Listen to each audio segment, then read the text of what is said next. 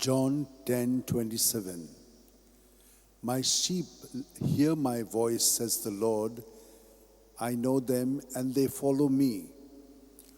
O devoted servant of God, St. Francis Xavier, your heart was burning with love for Jesus.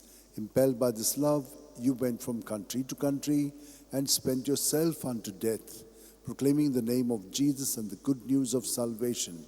That is why the Father filled you with glory in heaven and preserved your body from corruption here on earth. Filled with joy for these unique gifts, we join in praising the Father. And now we ask your intercession for ourselves. You may pray for whatever you want through the intercession of St. Francis Xavier.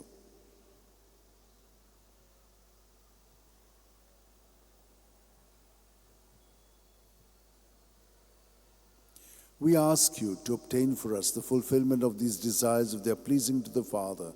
And for everything, together with you, we praise the Father through Jesus in the Spirit. Amen. And may Almighty God bless us, Father, Son, and Holy Spirit. Amen.